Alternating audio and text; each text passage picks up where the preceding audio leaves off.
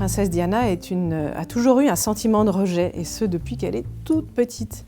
C'est-à-dire que dès l'enfance, on lui a fait ressentir qu'elle était plus ou moins ça commence par le fait que ses parents, quand elle naît, sont vraiment pas contents, ils attendaient un garçon, on lui a fait ressentir qu'elle n'était pas désirée déjà à la base. Ensuite, quand elle a 7 ans, ses parents divorcent, sa maman s'en va, elle se sent abandonnée parce qu'au même moment, ses sœurs, qu'elle pensait être ses rocs, qui allaient un peu l'aider à digérer le divorce, sont envoyées en pension, donc elle se retrouve toute seule avec un papa taciturne. Donc déjà là, dans l'enfance, elle dit « on m'aime pas, on me rejette ». Et souvent, des psychanalystes qui se sont penchés sur la personnalité de Diana disent souvent que ces gens qui ont un caractère, ce qu'on appelle abandonnique,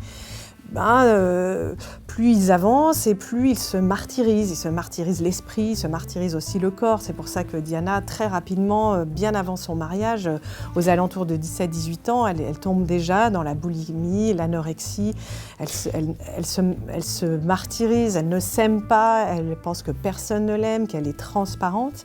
Et du coup, tout ce caractère-là va en faire quelqu'un de très fragile, d'un être qui est en perpétuelle quête de quelque chose. Alors c'est en quête du père, en quête de l'amour, en quête d'une attention sur elle. Et du coup, elle montrera toujours un visage tourmenté, mais qui correspond finalement à une personnalité qu'elle s'est construite enfant.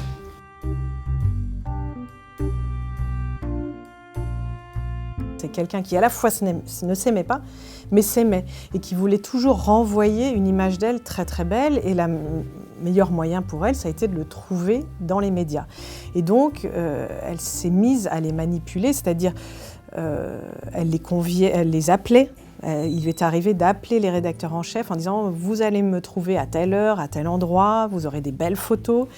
Certains photographes anglais notamment ont dit que lors de son dernier été, quand on la voit alanguie sur un pont en train de passer un coup de fil, c'est le photographe qui est à l'autre bout de la ligne, elle est en train de lui dire « ça va, est-ce que les photos sont bonnes ?» et tout. Ça, maintenant, on est aujourd'hui sûr que elle avait l'air de fuir les photographes, mais qu'en réalité, ça l'arrangeait qu'ils soient toujours, on va dire, assez basques, parce qu'elle montrait sa liberté. C'était une manière pour elle de dire à la famille d'Angleterre « Vous voyez, vous me faites souffrir, mais moi, je suis partout.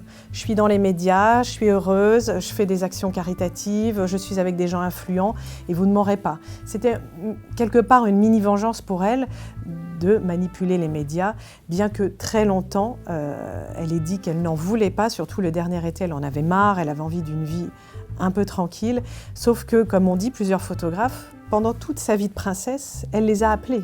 Elle leur a dit « je suis là, venez ».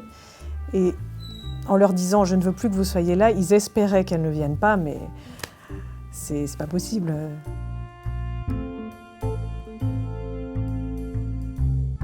Oui, on peut dire que Diana a effectivement manipulé ses fils. Elle était comme une adolescente qui ne veut pas qu'on lui prenne ses jouets.